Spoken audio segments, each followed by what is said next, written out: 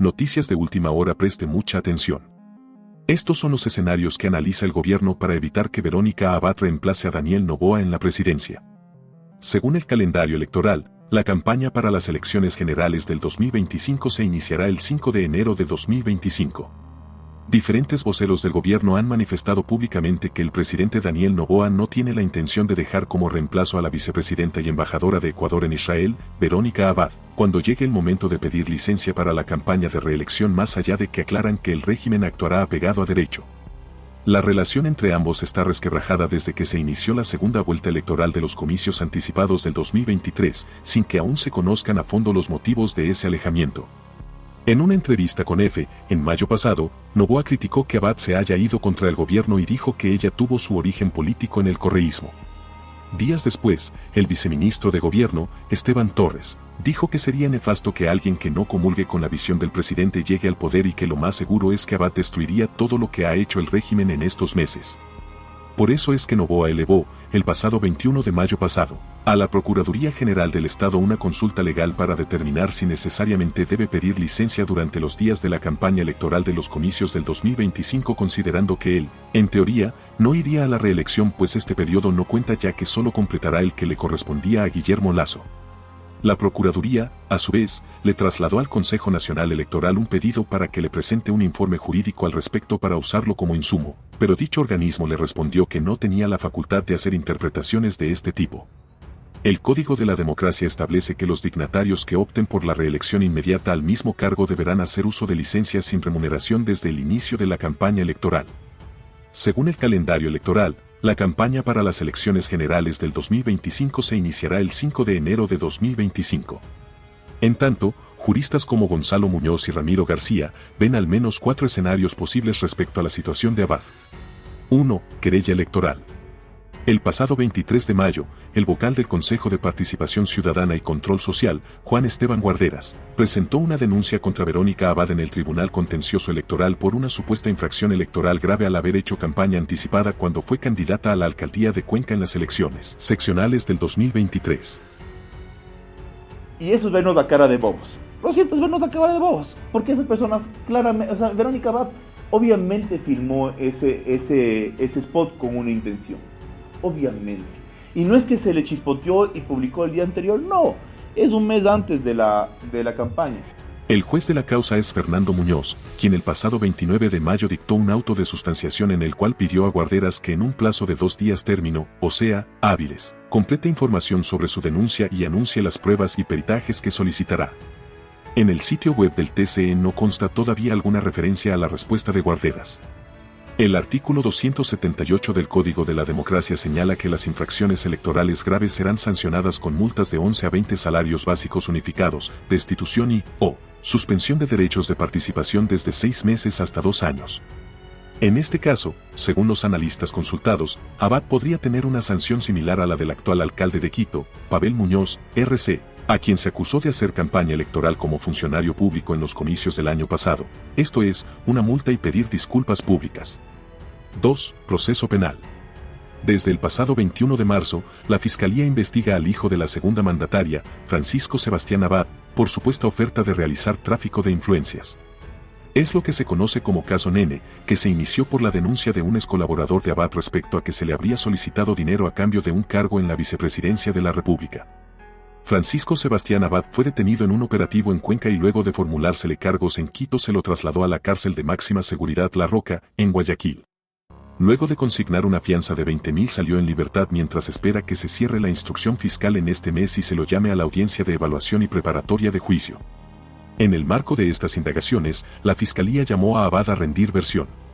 Inicialmente se la citó para el 28 de mayo, pero ella no compareció, y luego para el 3 de junio, en que sí se conectó vía telemática desde Israel. En esta última diligencia ella se acogió al silencio porque el fiscal del caso, Carlos Alarcón, no aclaró si ella comparecía en calidad de testigo o sospechosa. Hasta el momento, la mandataria no ha sido vinculada al proceso. Los juristas consultados señalaron que si se le dicta prisión preventiva podría configurarse una ausencia temporal, en cuyo caso el mandatario podría nombrar como reemplazo a un ministro de Estado, según establece el artículo 150 de la Constitución. 3. Juicio político en la Asamblea Nacional. La Carta Magna establece cuáles son las causales para que se le plantee un juicio político al vicepresidente de la República en la Asamblea Nacional, y ninguna parece ajustarse al caso de Verónica Abad. Estas son: 1. Por delitos contra la seguridad del Estado. 2. Por delitos de concusión, cohecho, peculado o enriquecimiento ilícito. 3. Por delitos de genocidio, tortura, desaparición forzada de personas, secuestro u homicidio por razones políticas o de conciencia. El pedido de juicio político debe contar con el respaldo de al menos la tercera parte de los integrantes de la Asamblea Nacional, y para iniciarlo se requerirá el dictamen de admisibilidad de la Corte Constitucional. En la Constitución no consta la figura de destitución para el vicepresidente de la República. 4. Renuncia. Si la vicepresidenta Abad renunciara, se configuraría su ausencia definitiva. El artículo 150 de la Constitución de la República señala que en caso de falta definitiva de la vicepresidenta o vicepresidente de la República, la Asamblea Nacional, con el voto conforme de la mayoría de sus integrantes, elegirá su reemplazo de una terna presentada por la Presidencia de la República. La persona elegida ejercerá sus funciones por el tiempo que falte para completar el periodo. Si la Asamblea Nacional omite pronunciarse en el plazo de 30 días de notificada la petición, se entenderá elegida la primera persona que conforme la terna. Pero Abad ha reiterado en varias entrevistas de prensa que no tiene esa intención porque ella fue elegida legítimamente junto a Noboa. Usted ha denunciado hostigamiento del presidente, asegura que no va a renunciar y piensa ser presidenta encargada cuando Daniel Noboa tenga que dimitir para hacer campaña electoral en 2025. ¿Qué ha pasado para llegar a este punto? Bueno, usted sabe que la República del Ecuador es una república de Estado de Derecho que mantiene su constitución, y las bases de esa constitución es mantener primeramente la independencia de los poderes para estabilizar una democracia. Si hablamos de una democracia, obviamente estamos hablando del respeto hacia las leyes, al orden constitucional, y es en eso lo que he defendido 24 años de mi carrera política, en donde los derechos básicos a ese Estado que defendemos, las personas que queremos vivir en democracia, tiene que respetarse justamente ese orden. Desde la ganancia y antes, pues se ha demostrado ya con hechos claros el abuso de poder, el abuso hoy en día justamente a las normas, de que si él quiere ser presidente, la Constitución señala de que él tiene que renunciar para subir la vicepresidenta, en este caso, en este momento que estoy yo. No es un capricho mío, no es algo que yo quiera hacerlo, es lo que la Constitución dice que se tiene que hacer en un Estado democrático. Es decir, soy vicepresidenta de la República del Ecuador, no tengo un cargo de embajadora como ha querido a través de un decreto desterrarme hoy en día en Tel Aviv, Israel, sino más bien el hecho de respetar como uno de los valores y principios lo que habla el pueblo ecuatoriano a través de las urnas. Y esto es importante entender, porque estoy aquí por votación popular. Mi legitimidad no es si a alguien se le ocurre o no se ocurre que yo mañana esté en la presidencia. Es algo que se tiene que cumplir, y es eso lo que hemos defendido. Vicepresidenta, 2 preguntas. Primero, me gustaría saber cuándo es la última vez que ha hablado con el presidente Daniel Noboa, y por otro lado, si usted sigue apoyando su proyecto político. Bueno, en realidad, hasta octubre, antes de la segunda vuelta, ya tuvimos un rompimiento, porque la falta de promesa hacia un programa y un desarrollo presentado al pueblo ecuatoriano se venía evidenciando.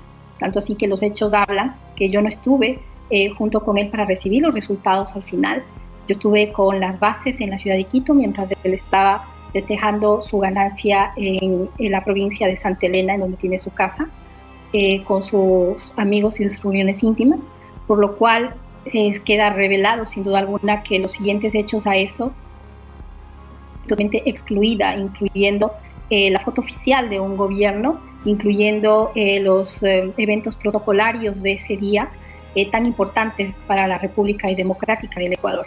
Por lo cual, días siguientes fui a través de decreto enviada a Tel Aviv, Israel. Luego de ello, un decreto de reestructuración de la vicepresidencia, minimizando hasta lo último la estructura institucional, porque ha sido atacada la institucionalidad en nuestro país a través de decretos, quitándome también la seguridad que me corresponde dentro de un organismo que está adecuado para la seguridad de sus gobernantes. Y ha sido un largo etcétera hasta este momento, en realidad. ¿Sabe cuál es la función de un vicepresidente en el Ecuador? Lo que le designa el presidente. La Constitución dice eso. Y además, ella había mencionado de que tenía un gran amor por Israel, de que ella inclusive trabajó en Israel y de que ella quería trabajar por la paz. Ella inicia su carrera política en la Revolución Ciudadana también y era afín al correísmo. Así que creo que no es un indicador específico de que estamos de acuerdo en ciertas cosas. Pero complicada la situación, presidente, si me permite. Sumamente complicado. Estamos completando un periodo. Consultaremos a la Corte, consultaremos a Procuraduría cuál será el tiempo que se tiene que pedir licencia. En este momento estamos en consultas.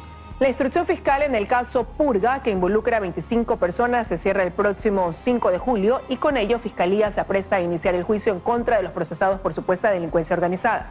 La excomunicadora de la Corte de Justicia del Guayas, Mayra Salazar, ubica a Pablo Muentes en el centro de la estructura. Para la procesada en el caso Metástasis y testigo principal en el caso Purga, Mayra Salazar, hay un personaje sobre el que supuestamente giraba la corrupción en la Corte de Justicia del Guayas: Pablo Muentes Alarcón. Tanto que frente a los procesados, abogados y jueces insistió en responsabilizarlos y después de su testimonio, a ella le pasaba algo. Pasar algo. El único responsable es el señor Pablo Muentes Alarcón. Fiscalía, sin embargo, avanza en las investigaciones y ha basado su teoría del caso en gran parte de lo que pudo revelar Mayra Salazar. Ella, por ejemplo, ha contado que en una reunión que se realizó en la casa de Pablo Muentes, en donde estuvieron presentes Fabiola Gallardo y Johan Marfetán, él me pidió que manipule el sorteo del expediente que llegaría a la Corte Provincial del Guayas. Allí, según Salazar, Muentes necesitaba que su caso recaiga en un tribunal en específico para fallar a su favor. Dijo que así manejó el caso del Banco del Pacífico, con el que Muentes pretendía beneficiarse de $3.9 millones y que así también manejó los procesos en los que se habla de un presunto tráfico de tierras. Es por ello que la Fiscalía investiga todos los movimientos del ex legislador social cristiano. Y eso incluye, por ejemplo, los movimientos de la empresa Agro Camarón S.A., de propiedad de sus 4 hijos, como consta en los registros de la Superintendencia de Compañías.